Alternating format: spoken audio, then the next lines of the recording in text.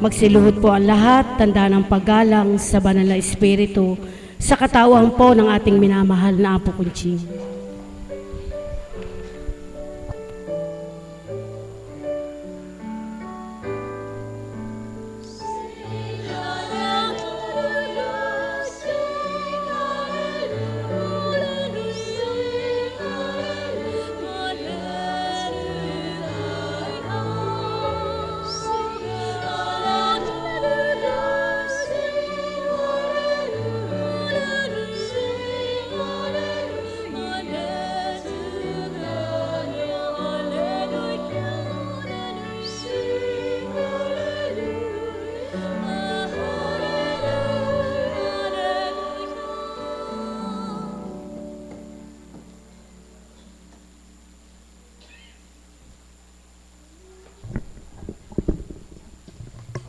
Sumainyo ang kapayapaan.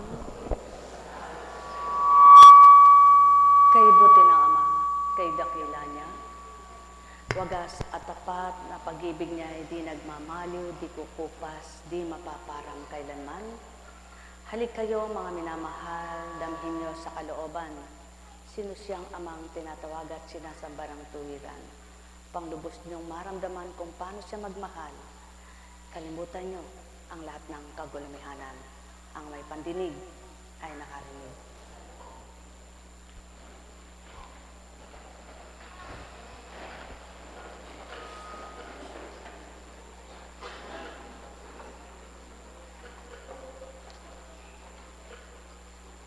Ang pagkilos nga ng Diyos Ama ay di pagkilos ng tao. Sa pamamagitan ng Espiritu niya, na patutupad na gagawa niya ang layon at nasa. Ngunit sadyang hindi malilirip ng isip ng katauhan bilang mga nilalang sa sanlibutan. Kaya't ibinigay ang Espiritong Banal upang yaon ang magpaunawa at magbigay unawa. Kaya't halina kayo mga minamahal, ang di ninyo naunawaan, hingin ninyong maunawaan sa amang magbibigay, magbukas diwa kanino man. Upang doon sa hindi ninyo nararamdaman sa unang inyong katauhan, ipadama niyang lubusan siya'y wagas kung magmahal. Kapag nakilala niyo ang kanyang matwid at tinahak niyo ang landas niyang matwid, doon niya patutotohanan, buhay siyang sa inyo'y lumilingap. Ang may pandinig ay nakarinig. Mula sa Genesis, napakita si Yahweh kay Abraham sa Mamre, sa may sagradong mga punong kahoy. Nooy kainitan ng araw at nakaupo siya sa pintuan ng kanyang tolda. Walang ano-ano'y may nakita siyang tatlong lalaking nakatayo.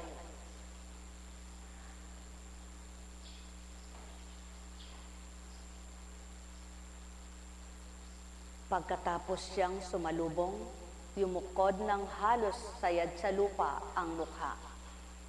At sinabi, "Mga Ginoo, kung inyong mamarapatin, magtuloy po kayo sa amin. Doon muna kayo sa lilim ng punong ito at dito muna kayo sa lilim ng punong ito at ikukuha ko kayo ng tubig na panghugas ng inyong mga paa. Magpapahanda tuloy ako ng pagkain para manauli ang lakas ninyo bago kayo magpatuloy sa inyong paglalakbay. Ikinagagalak ko kayong paglingkuran habang naririto kayo sa amin." Sila'y tumugon, "Salamat, ikaw ang masusunod." Si Abraham ay nagdudumaling pumasok sa tolda at sinabi kay Sarah, "Madali ka. Kumuha ka ng 3 librang harina at gumawa ka ng tinapay." Pumili naman siya ng isang matabang buya sa kulungan at ipinaluto sa isang alipin. Kumuha rin siya ng keso at sariwang gatas at inahinan sa mga panauhin, kasama ang nilutong karne. Hindi siya lumalayo sa tabi ng mga panauhin habang sila'y kumakain. Samantalang sila'y kumakain, tinanong nila si Abraham, "Nasaan ang asawa mong si Sarah?" "Naroon po sa tolda," tugon naman ito.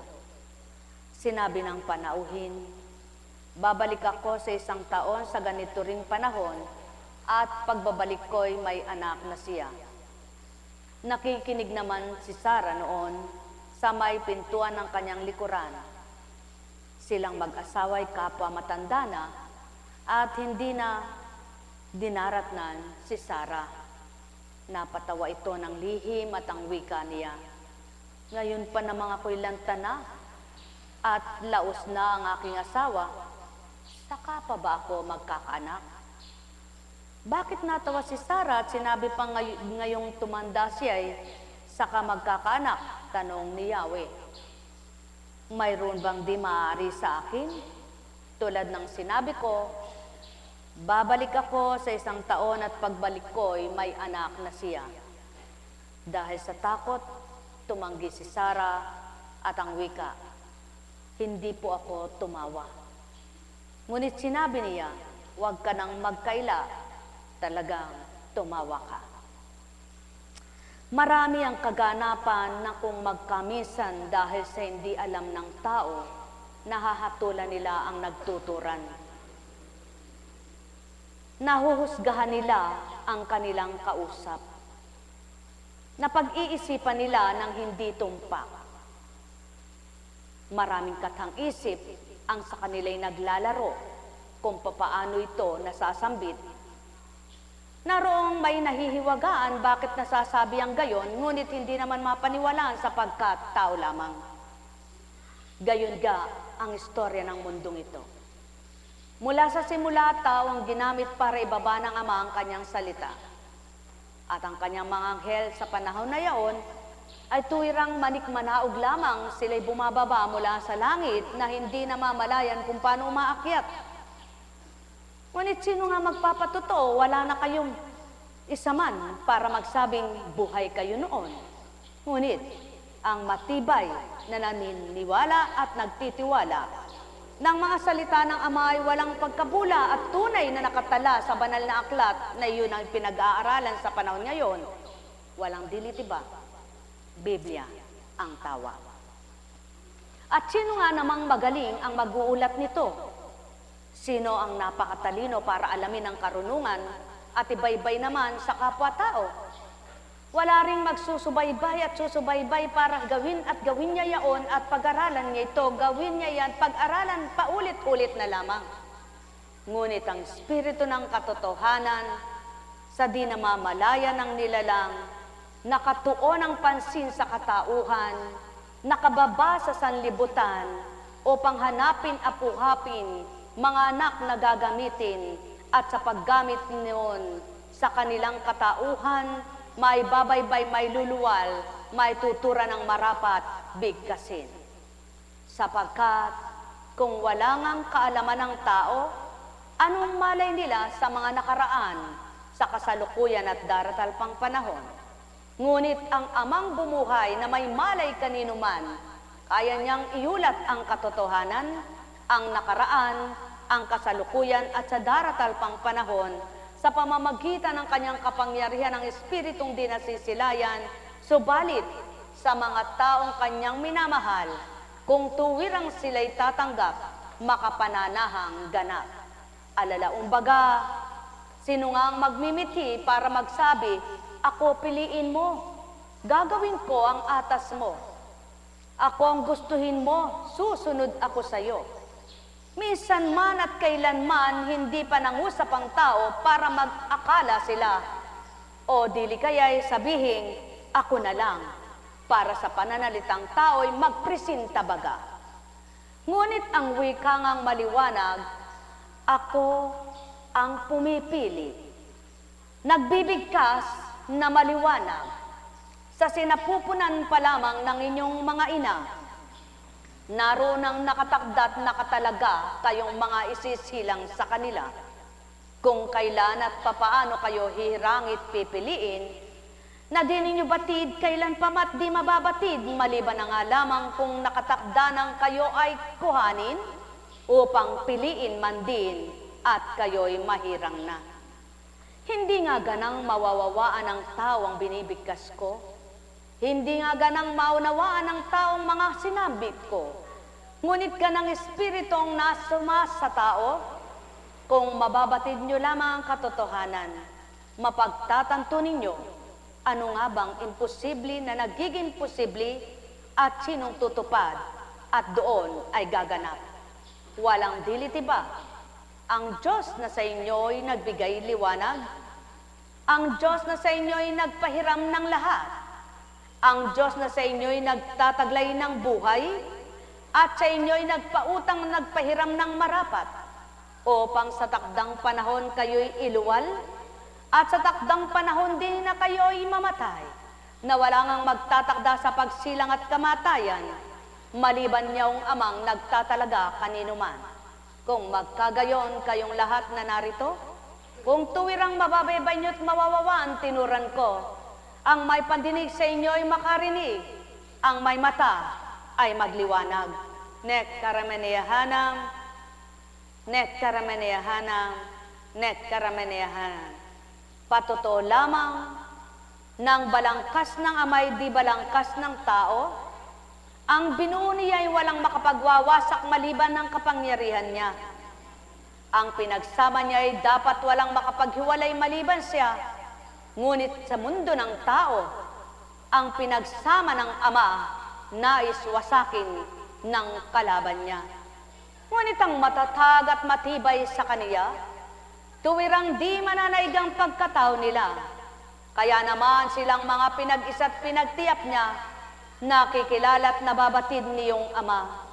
Kaya't kung papaano pinagtiyap sila, pinagnasahan naman ng sa Kanya, na sila'y maging tibay at tatag ay kumad nila, at masa katauhan, kamtin ng tuwiran.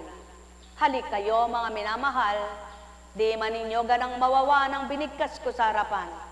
Ang may pandamay makadama, sumainyo ang paghahari niyong Ama, na di nyo kilala ngunit pinakikilala ko, na di nyo nakikita ngunit pinapahayag ko, na di nyo maririnig kung ganang pagkatao, ngunit espiritong may taglay sa inyo, narinig nyong tinuran ko, madaraman nyo kung ano ako, makakamtan nyo kung papaano ang layo ng Amang maging kaisa kayo.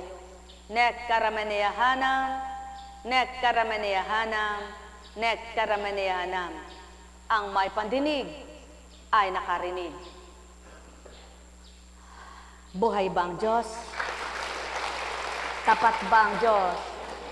Totoo ba ang Diyos? O kay sarap ng mabuhay dito sa daigdigan, kung ang iyong nararamdaman ay tuwirang kasiyahan. Sa kabila man ang sa inyo'y tinahak na madilim, kayong lahat na nakasadsad, tunay na nagliwanag. At walang magdudulot niyan, maliban ang Amang mahal, sa liwanag ay taglay, na kailan may di mamamatay. Kaya't siyang sikapin, na sa inyo ay maramdaman, upang sa damdaming taglay, siya ay mag-ukol ng kaaliwan. Halina, halina kayo, magnilay at magbulay, magtanto kayo tao, sa mga tinuran ko. Walang dilitibang magbibigay unawa sa inyo, kundi yung hindi ninyo nakikita, Espiritu Santo. Sa oras ng paninimdim, aaliwin kayo. Sa oras ng kahinaan, siyang magpapalakas sa inyo. Kung kayo ay nalilito, papayapain niyang lubos. Lahat kayong may kagulumihanan, panatagang kakamtan. Kung siya ay hahanapin, masusumpungan nyo, kung siya'y tatanggapin, mararamdaman nyo, kung siya'y susuriin, kung tao pang nunuri, di kailan pa man ninyo masusuri. Subalit kung Espiritu na banal ang sumainyo, at diyaong sa tuwina ay nangaagaw na demonyo, itutulot nitong Ama na mabuksan pangunawa nyo, upang sidla ng marapat mawawaan yung aral ko. Ganang pagkatao, di mababaybay ito, ganang pagkatao, di masisiwalat sa inyo. Ganang pagkatao'y walang maririnig kayo ng mga pinangusap, at sa inyo ay dinatal upang inyong marinig. O tao na aking mga iniibig, iba't ibang karamdaman sa inyo ay taglay, iba't ibang pinasanang sa inyo ay dinala, kaya't kayong lahat saksi ay Ama. Kaya't huwag niyong isipin kayo'y pinabayaan niya, at huwag ninyong panimdimin kung kayo ay nasasaktan. Gagamutin niyang lahat, gaano man kalalim ang sugat, magbabahaw itong ganap kapag siyang tinanggap. Halina, halina kayo, mga iniibig ko, magnilay at magbulay, magtanto kayong lubos. Ganang katauhay, huwag ninyong suriin yan, makinig kayo tao, kung may pandinig kayo, kayo'y nakarinig sa katotohanan. Nawa kayo ay matuto, katotohanan lamang sa kitinuran, ang wika sa inyo'y narinig nyo nga ito, nang may diwang nabuksan, pandinig ay malakas, katotohanan ang sa inyo ay taglay. Minamahal kong mga tao, magnilay at magbulay, mahal na ibig ko sa inyo'y may ulat ang totoo. Kaya't sa bawat segundo, kung Ama ang apuhapin nyo, mapaparam sa diwa nyo lahat ng di marapat, upang huwag siyang manaig sa kaguluhay manguna, kundi kapayapaan sa inyo ay taglayin. Yamang binibigkas ko sa tuwinang paalala, sumainyong kapayapaan, mga minamahal ko. Ang may pandinig ay nakarinig, ang may mata ay nagliwanag, ang may pandama ay nakadama, walang nauna na di mahuhuli, walang nahuli na di mauna. Ang may damdaming di kanya'y magpalaya na, nekaramneyahana, nekaramneyahana, nekaramneyahana.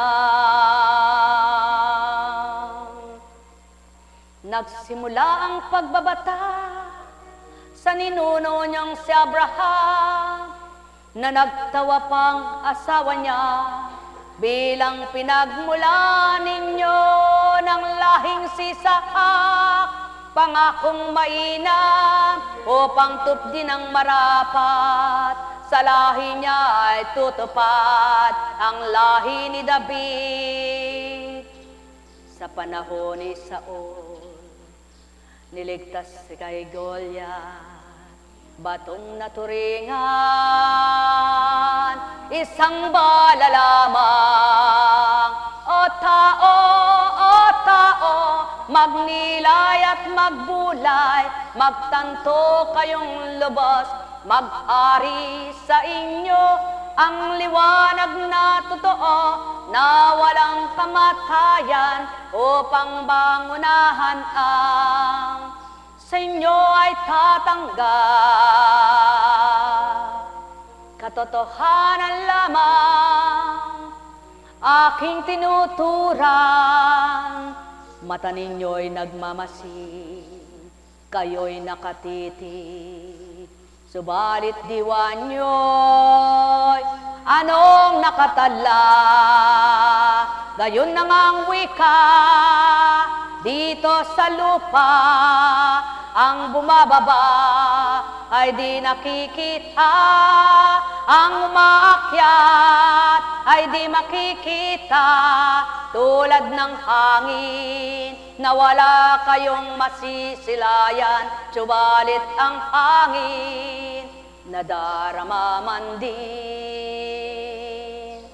Kaya't patuto lamang, Espiritu Santo, tanggapin niyo tao, maghahari sa inyo, kakamting lubos niyo, liwanag ng buhay, hirap at sakit man, tinawid ninyong ganap, sasadyad pa rin kayong lahat, kung amang siyang tinatanggap, ang may pandinig ay nakarinig, ang may mata ay nagliwanag, ang may pandama ay nakadama, sumainyong kapayapaan. Ephata, mabuksan kayo tao, Nekarameneyahana, Nekarameneyahana, Nekarameneyahana. O Ama, narito sila na di man kilala ng lahat ng sa isa't isa'y sa iyong nalikom at natipon.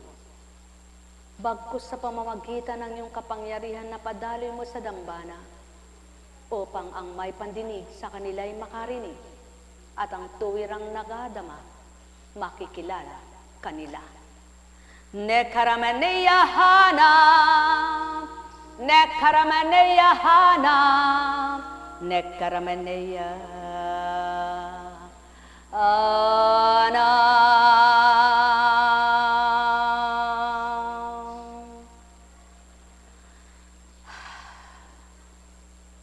Buhay po ba ang Diyos? Tapat po ba ang Diyos? May damdamin ka bang nahihirapan? May dalahin ka bang ikay nabibigatan? May inisip ka bang nagbibigay kalituhan? Mayroon ka bang karamdamang kailuwat mo nang nararamdaman? Mayroon ka bang mga kakulangan sa buhay? Mayroon ka bang di alintana na sa hirap patuloy kang umaasa, nagtitiwala? Mapapalad kayo. Kayong patuloy na nagmimiting, umasam, manalig, na kayo'y maging matwid. Sapagkat ang tao ay tao, ang tao'y may wakas, may hangganan ng buhay, ang lakas ay gayon din.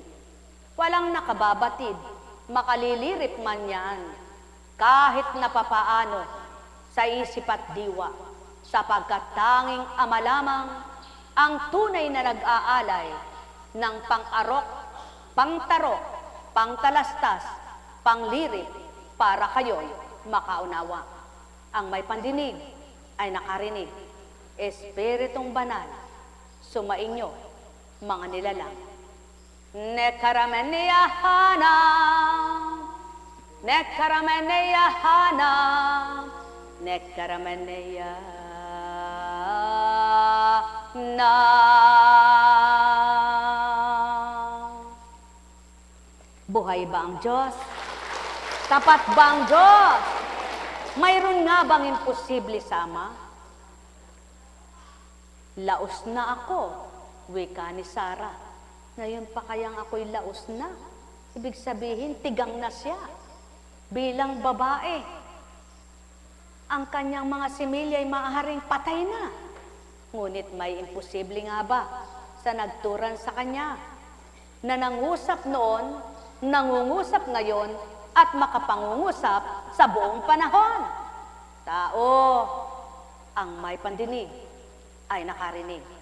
Mahal na mahal ko kayo. Tuwiran kong tinuturan, mahal na mahal ko kayo. Buhay ba ang Diyos?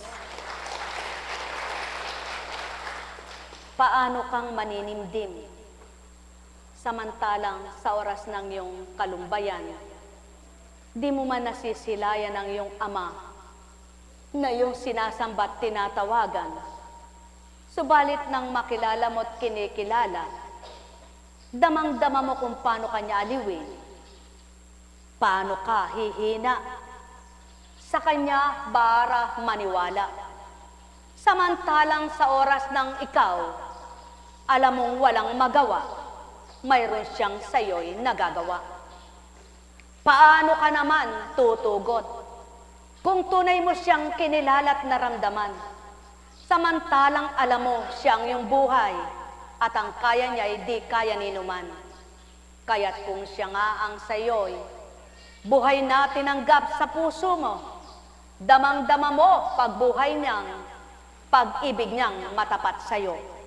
Aral niya'y pagnilayan, bulayin at tantuin lamang, kayong lahat makakaunawa sa aral na mainam.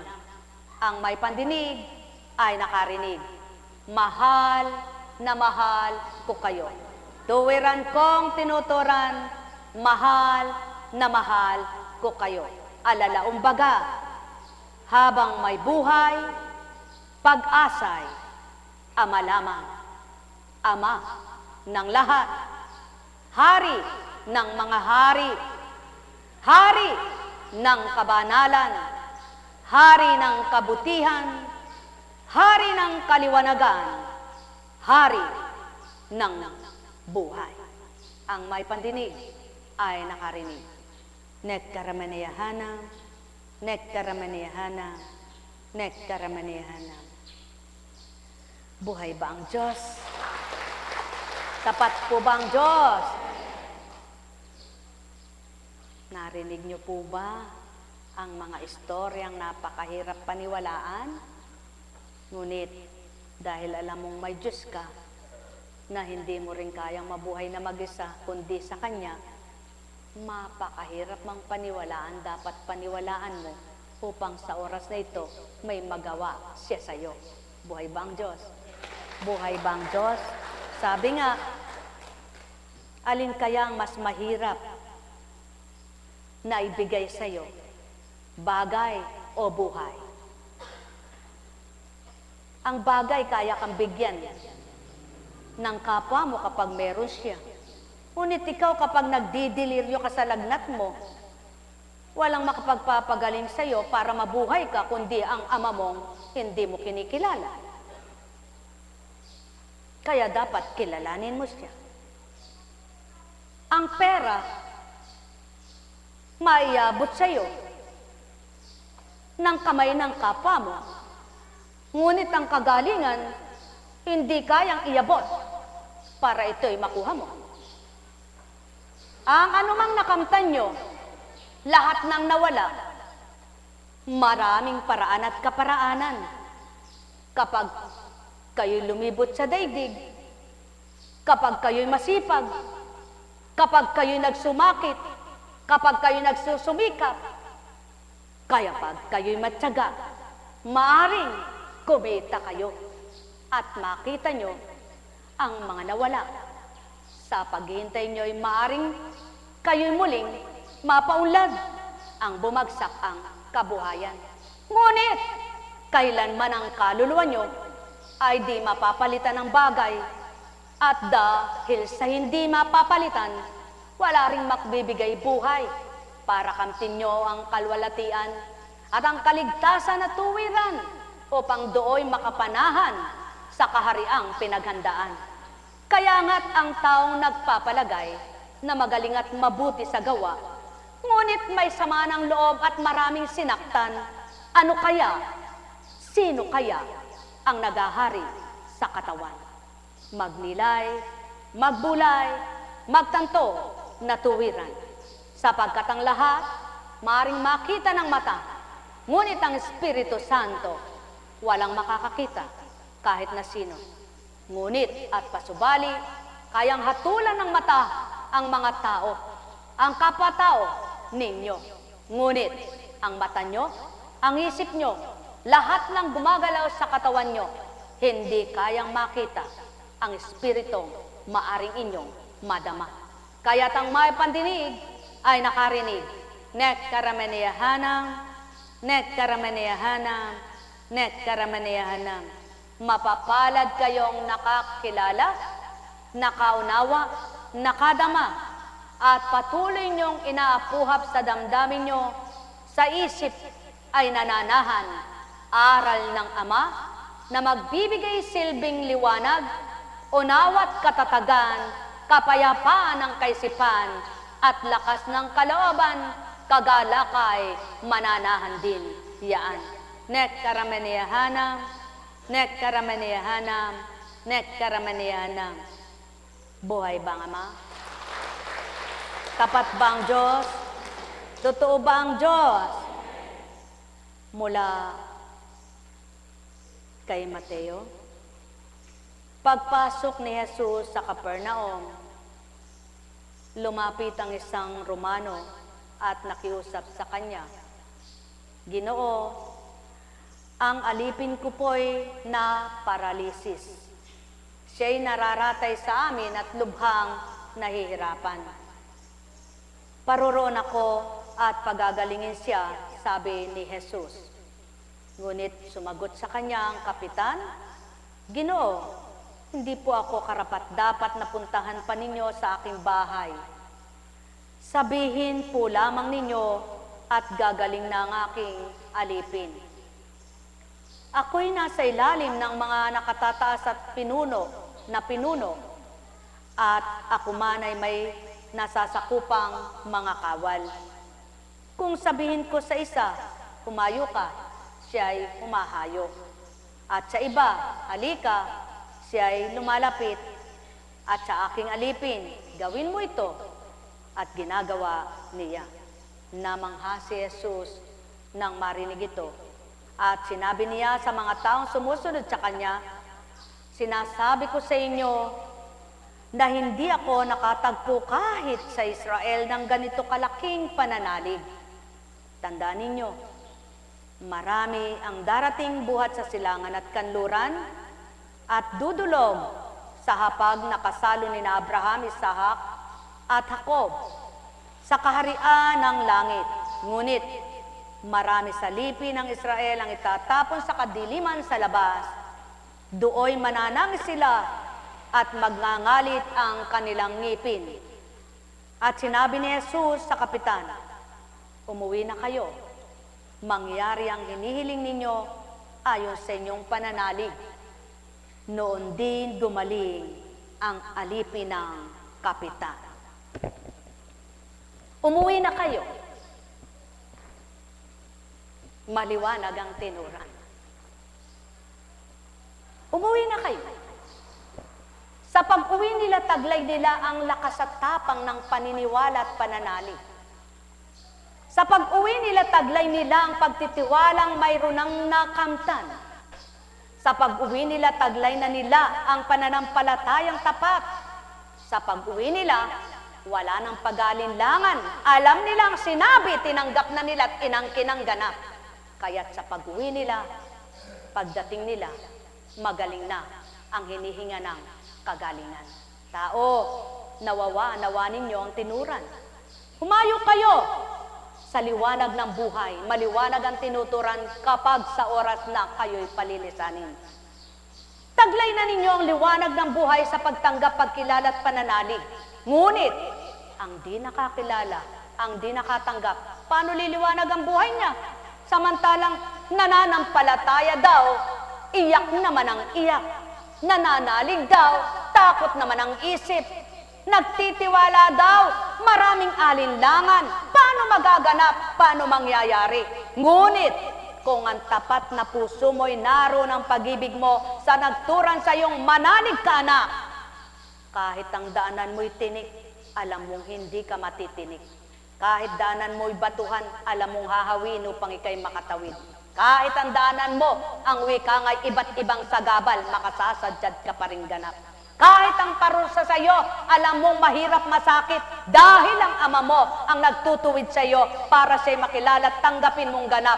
Tatanggapin mo ito sapagkat alam mo, wala kang sala para pasakit at parusahan niya sa palagay mo, kundi pinatatapang ka lamang pinatatatag upang malubos ang pagkilala mo sa kanya. Lagi niyong tatandaan, kung wala kayong batid na malalim niyong kasalanan, at kayo'y patuloy na nagmimiting maging matwid, mararamdaman ninyo kung paano kayo ang amay sa inyo'y hahanguing ganap. Hindi parusa, sapagkat ang wika nga, kay sakit man at hirap ang dinaanan mo, itatawid ka pa rin ng amang bumuhay sa iyo. Santambak man ang kasalanan mo, kapag nagbalik loob kang totoo, kukup-kupin ka't patatawarin, ika'y padadamahin ng pagmamahal. Ano man ang sa iyo'y gulumihan ng kaisipan, tandaan mo mayroong nagbibigay kapayapaan, kaya't kung tuwiran mong kikilalin at tatanggapin, sinukat ano siya, para di kayo magkaisa. Ang may pandinig ay nakarinig. Net karamaniyahanam, net karamaniyahanam, net karamaniyahanam. Kaya't ang pagkilos niya'y mahiwaga at ang kikilos sa kanya'y di mo nakikita. Ngunit kung tatanggapin mo, Espiritu aaliw sa iyo. Mahal na mahal ko kayo, tuwiran kong tinuturan, mahal na mahal ko kayo. Pinararanas sa mga naglilingkod ang iba't ibang mga pagkaganap, kaganapan at karanasan upang tukuyin ng Ama, magtukoy sa kanila, anak, lumaban ka at tapangan ang loob mo. Kung paano ako sa iyo'y gumagamit, nagpalipin ang katawan mo, ikaw bagay igugupo ko. Kung magkagayon na ako'y tinanggap mo at ako'y kasama mo, ano ang dahilan para ikay hindi isadyan? Sumainyong kapayapaan, pagharian, kayong lubos. Net karamaniyahanam, net karamaniyahanam, net karamaniyahanam. Buhay ba ang Diyos? Tapat ba ang Diyos? Totoo ba ang Diyos? Dakila ba ang Diyos? Sadya nga, kumisan, halimbawa, isang istorya.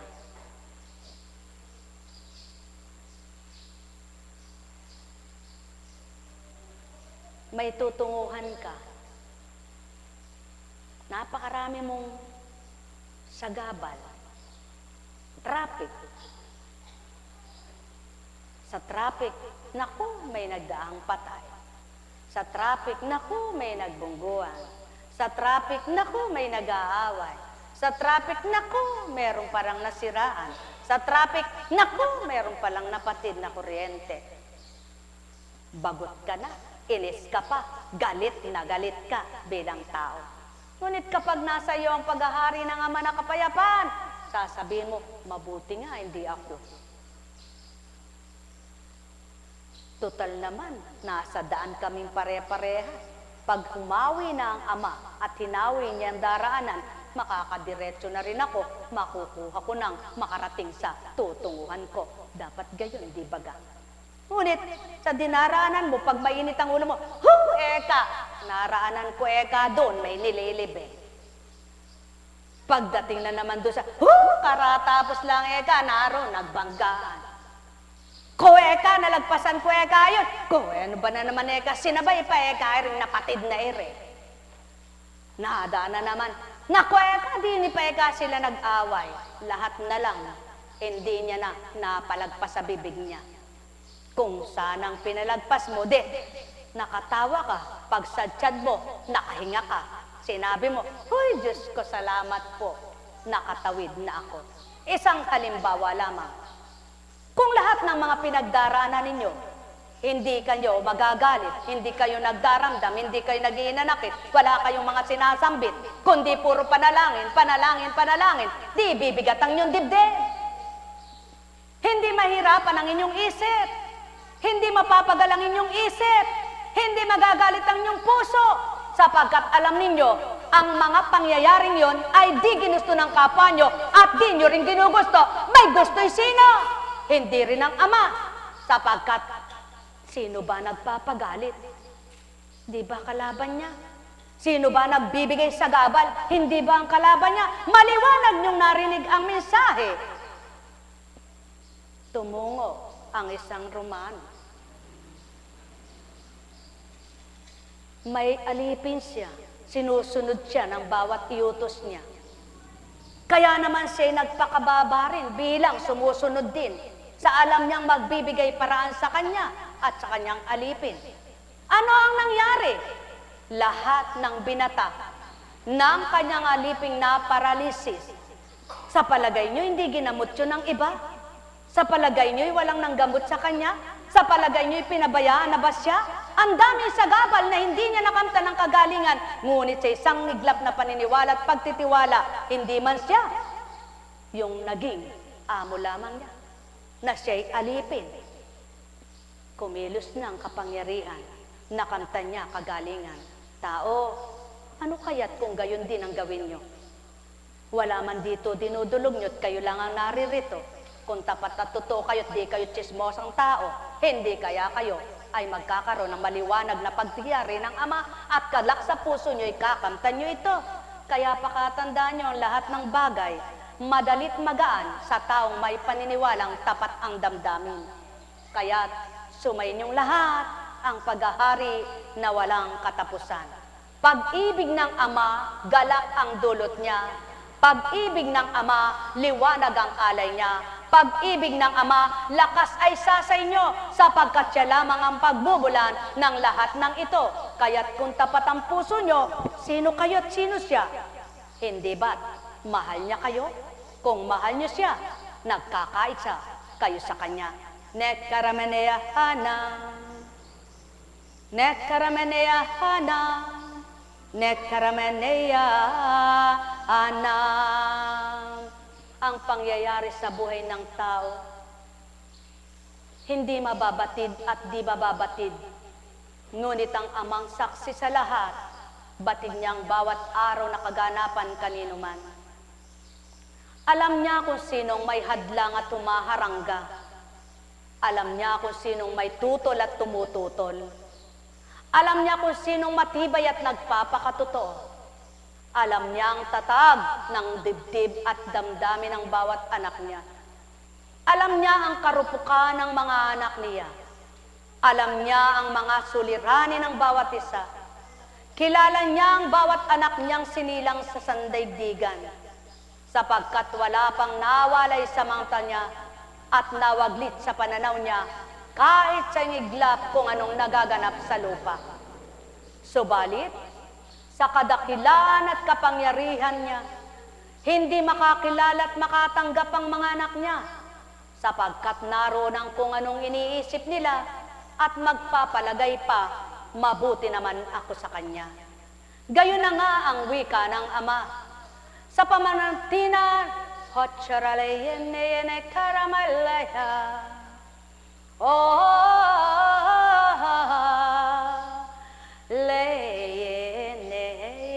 Karamayana, leche karamayana, nekarameneyana, nekarameneyana. Tulad ng pagbibigkas, kapag ninasang palipitin ang dila ng nagbibigkas, upang sambitin ang di ninyo mawawang katagat salita. Paano nyo masusuri yaon? Saan nyo libro hahanapin? Yaon ang patutuan na, wikang maliwanag. Ang ginagawa ng Ama, ninyo makikita, ngunit kung aalamin nyo ang kabutihan niyang totoo, mapapabatid sa lahat ng dakot maging sa lahat ng tao, kaya't ang nagsisikap kamtin siya, nababago isip nila. Nekaramenea hanang, nekaramenea hanang, nekaramenea hanang. Buhay bang Diyos? Tapat bang Diyos? Masaya ba kayo? Maligaya ba kayo? May sakit ba kayo? Yan. Tumayo ka nga. Aba. Nakakatayo-tayo ka na. Nanalig ka bang makalalakad ka? Aba, mas maganda na muna yung ganyan, ano? Aru, ali ka na mamuyat kanyan at ali na ka mamumuyat. Aruy, ali na ka mapuyat, ne. Ne, nano na yung harapan mo kanyan. Nano na yung lawan mo. Nano na yung basan mo. Lano na. Manalig ka, kalabas na niyan, makapaggitara ka pa. Maniwala ka kaya, magtiwala ka kaya, mangako ka kaya, kasusumpan eh. Alam kong magagawa ang Ama. Alam kong may magagawa ang Ama. Pagka winika niya, manalig ka na. Bawat araw ako sa inyo naghihintay. Alam kong diringgin kayo ng Ama. Alam kong diringgin kayo ng Ama. Pagka winika niya, manalig ka na. Bawat araw ako sa inyo may nakalaan. Mayroong magandang mangyayari sa inyo, aking mga minamahal. Mayroong magandang mangyayari sa inyo. Aldoldo, matula ka dapat. Tandaanan mo, patse matibay ang pananalig mo. Kailangan makaili ka. Alam kong basta yung mahalagating kayo nga babalitang masanting. Pangalabas na nita, huwita na. Alam kong magagawa ang Ama.